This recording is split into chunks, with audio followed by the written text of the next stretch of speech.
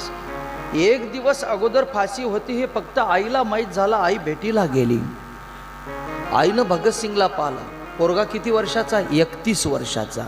मला सांगा, ज्या बाईचा मुलगा उद्या मरते हे तिला आज समजून राहिलं, कारण त्याला उद्या काय फाशी आहे. कसं होत असेल तिच्या पोटात, कसं होत असेल तिच्या हृदयामध्ये. 9 महिने वागवलं, लालन केलं, पालन केलं, चालवलं, बोलवलं. एवढा मोठा तरुण पोरगा माझ्या नजरेच्या समोर उद्या मरणार आहे. डोळे भरून आले त्या मातेचे. हा दिवस तसा नाही बरं आपला आजचा. हा दिवस तसा नाही दादा. तुम्ही पहा, लोक लेकरासाठी जगणारे नाही आहेत. कधी कधी ते लेकरू 7 वर्षाचं जेव्हा शाळेत जाते ना, डोकं नाही चालत त्याचं, कारण त्याला माहित आहे ती मुलगी शाळेत जाऊन रडते. माझा बाप घरी पिऊन आला असेल, आईला मारेल. घरी आल्यानंतर टेन्शनमध्ये, शाळेत टेन्शनमध्ये, तिचा अभ्यास होत नाही. कन्येची जिंदगी बर्बाद करणं लावली, पत्नीची तर जिंदगी बर्बाद केलीच, पण याच्या खुशीत येणाऱ्या मुलीची बी जिंदगी बर्बाद आहे. शेवटी दरवाजाच्या जवळ जेव्हा बाप येते ना, तर मुलगी काय म्हणते माहिती? बाबा पित नका जाऊ. हो बाबा पित नका जाऊ. अरे अशी मुलगी म्हणणारी सापडते तर हौदात जा, 1 बकेट पाणी आणि तिचे पाय धुई, बुद्धी येईल तुला. तुला उंड्यात गोया खायचं काम नाहीये. बाप वयाच्या लायकचा नाहीस लेका तू. तुझ्याच्यानं मुलीसाठी तेवढी सुटत नाही. अरे एक शिशी सुटत नाही. याईनं देशाच्या साठी देह सोडला. काय सोडला? आणि या देहाचे भोग पुरे करण्यासाठी तुझ्याच्यानं शिशी सुटत नाही. संसारासाठी, लेकराईसाठी, पत्नीसाठी, बापासाठी, मायसाठी हे लोक देशासाठी देह सोडतात. हा शिशी सोडू शकत पुरुषार्थ आहे का? आई रडायला लागली तर भगतसिंग म्हणते, आई रडते का? का रडते तू? आई म्हणते, बाळा तुला उद्या फाशी होऊ लागली रे.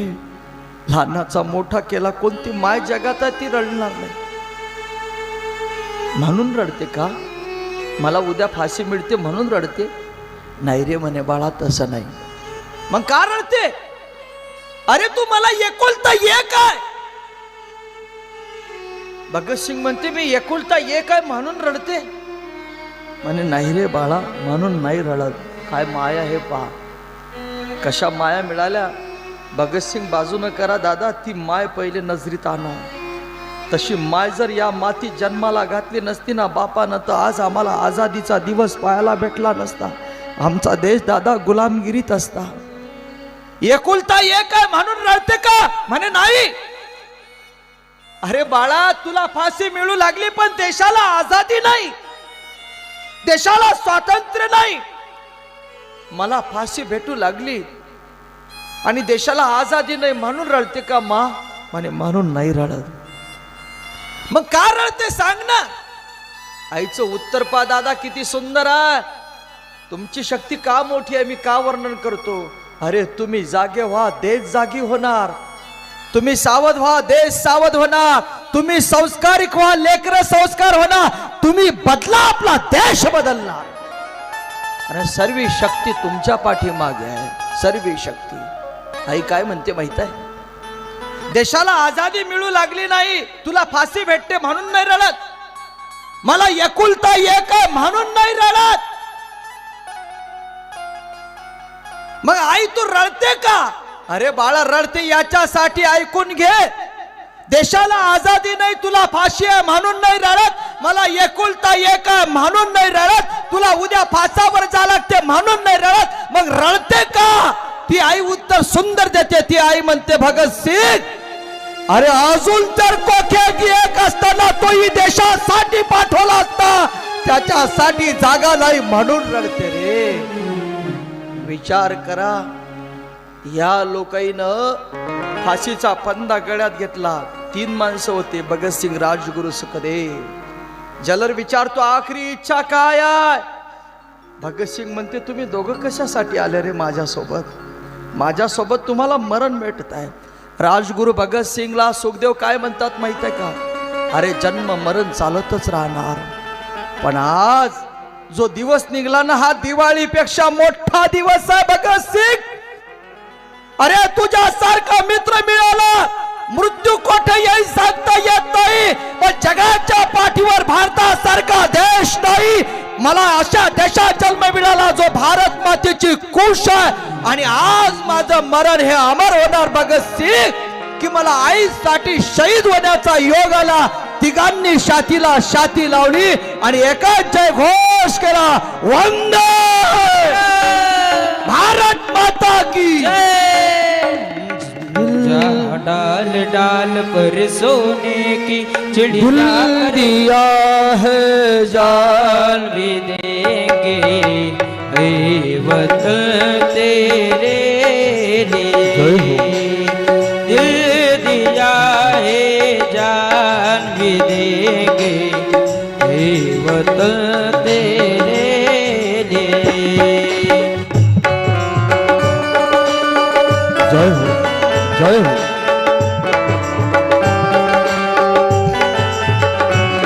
मुठभर लोकांनी देशाला गुलामगिरीत घेतलं. वाघासारखा आमचा भारत देश 150 वर्ष समाजाने दाबला. दादा का दाबला? आम्ही भाऊ फुटलो, जातीपासून विभाजन झालो, मोहल्ल्यापासून तुटून गेलो. आज आमची प्रतिज्ञा आहे, भारत माझा, सारे भारतीय माझे बांधव आहे. माझ्या देशावर माझे प्रेम आहे. माझ्या देशातल्या समृद्ध आणि विविधतेने नटलेल्या परंपरांचा मला अभिमान आहे. त्या परंपरांची पायी होण्याची प्रतिज्ञा मी करीत आहे. त्यांचे कल्याण, त्यांची समृद्धी ह्यातच माझे सौख्य समावलेले आहे. माझा देश, माझे देश बांधव यांच्यासाठी निष्ठा राखण्याची मी काय करता, हरामखोरी नाही करायची प्रतिज्ञा. काय आहे? 150 वर्ष देश दाबला इंग्रजांनी. अरे वयाच्या 16व्या वर्षी या मातीतल्या एका राणीला हातात तलवार घ्यावी लागते. कुठे गेला आमचा पुरुषार्थ? 16 वर्षाची कन्या माझ्याची राणी हातात तलवार घेते, इंग्रजांना लढा देते. आजपर्यंत आमचा माणूस मेला नाही, मारणारा आमचाच होता. दादा वय 27 वर्षाची झाली. आदर्श घ्या कन्यानं. बीएड बीएड बीएससी एमएससी झालेलं आहे आमचं. आम्ही त्या महाराष्ट्रात राहतो ज्या महाराष्ट्रात लखोजी जाधवांनी वागिन दिली, ज्या बाईचं नाव आहे मा जिजाई. काय आहे? तुम्ही विचार करा, वयाच्या 12व्या वर्षामध्ये मोबाईल नाही, टीव्ही नाही, कॅम्प्युटर नाही, सायन्स नाही, पण 400 वर्ष जो देश मोगलाई दाबते, दिल्लीच्या तख्त्यावर नजर टाकणारी ही बाई, रयत आमची, माती आमची, देश आमचा, माय आमची, बहीण आमची, देव आमचा, संत आमचा. पण केवढा मोठा अत्याचार या मातीवर झाला, तुम्ही लक्ष ठेवू नये का दादा? 150 वर्ष गुलामगिरीत टाकला. आदर्श घ्या त्या राणीचा. वय 27 वर्षाची झाली. 5 दिवस अन्न पोटात नाही आहे. इंग्रजांनी सांगितलं त्या राणीला पकडून आणा, लागेल तेवढ्या मोहरा देतो. याईनं तिच्या कुटियाचा पत्ता दिला. 400 इंग्रजांनी कुटिया घेरली. जे जवळ बिछाण्याजवळ झोपलेले लोक होते, ताटात जेवणारे लोक होते, पैशाच्या पायी, स्वार्थाच्या पायी राणीला सोडून गेले, इंग्रजांच्या जवळ सामील झाले. कुठिया घेरलेली, आवाज झाला, अरे पकडा तिला, पकडा तिला. जेव्हा राणी उठून बसते, बाहेर येते, तर इंग्रजाच्या साईडला ती लोक उभे दिसले. टपटप आसू पडले आणि राणी काय म्हणते, अरे तुझ्यासारखे हराम, तुमच्यासारखे हराम या मातीत जेव्हा जेव्हा जन्माला येतात तेव्हा तेव्हा आमची माग गुलामगिरी जाते. पण लक्ष ठेवा, युगा युगात अशी राणी पैदा होते. 5 दिवस अन्न नाही. काय झालं? आता तलवार घेतली, घोड्यावर बसली राणी आणि इंग्रजांना काय म्हणते, इंग्रजांनो, अरे महिषासुरासाठी जशी या मातीत दुर्गा आली ना, तशी तुम्ही झांसी समजा. तलवार इतकी घुमली एका बाईची, 25-25 गर्दना जमीनवर पडल्या. इंग्रज म्हणता ही बाई आहे की काय आहे? एका इंग्रजांनी ठरवलं, हा चानस आहे, पुन्हा येणार नाही, हिला कसंही करून मारा. एका इंग्रजांनी बंदूक काढली आणि घोड्यावर त्या इंग्रजांनी त्या राणीला गोळी मारली. बंदूकची गोळी आपल्या मांडीला लागली. राणी खाली कोसळली. कोसळत्या बरोबर इंग्रजांना हसू आवरेना. अरे आपल्या मातीशी दुर्गा चाललेली आहे.